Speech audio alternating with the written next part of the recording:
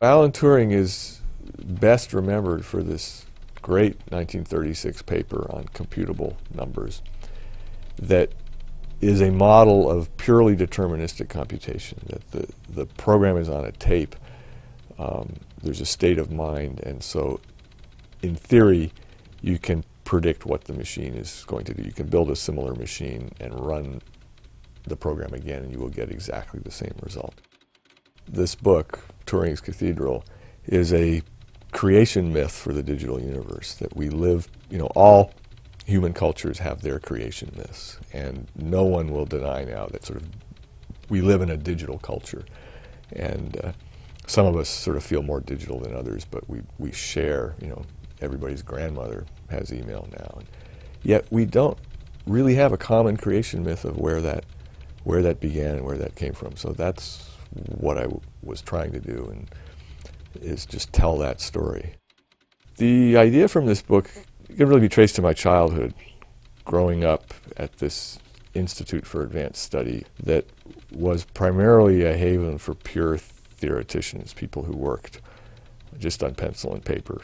Behind the main building of the Institute was a low, sort of very innocuous looking, industrial looking building, and in that building this group led by Johnny von Neumann and Julian Bigelow had built an early computer, not the first computer, but a very important computer that in a way became the model for many computers that followed. And that fascinated me, because those guys were working on their own cars and building things and throwing scrap stuff out that I was able to play with. And so there was a certain curiosity to find out what had really happened.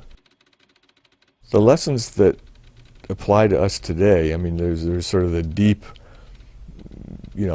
inspiration of how did such a small group of people with so little money, they did the whole thing for under $1 million. How did they do this profoundly revolutionary thing with so few resources in such a short time? The real innovations, and this is so true, they don't necessarily come from the big buildings with the best laboratories. They come from some, like Cavendish laboratory at Cambridge would be another good example. Really, by our standards, rudimentary facilities produced several revolutions. And try and stay away from the bureaucrats. I think one reason it worked so well at the Institute was there was no structure there. They just invented it. There were many other computers, and why did this one get copied so widely? And I think part of the answer is that, which, is not secret, but when I came into this wasn't known. One of the pieces of paper I turned up was a consulting agreement between von Neumann and IBM, dated May 1945. The IBM people were down there every week following their progress. So all this progress made on the von Neumann machine was open to everyone, but it also fed directly into IBM, and very much to IBM's benefit.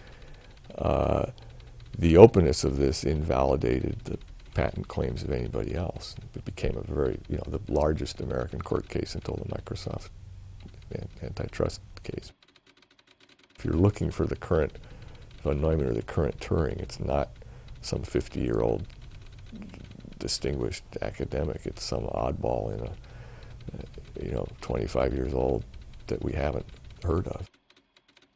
I think the world of computing is open to, the revolution isn't over, and someone could come along, as Alan Turing did, with a new way of looking at it that might have exactly the same effect of translating into real code and real hardware in a different way.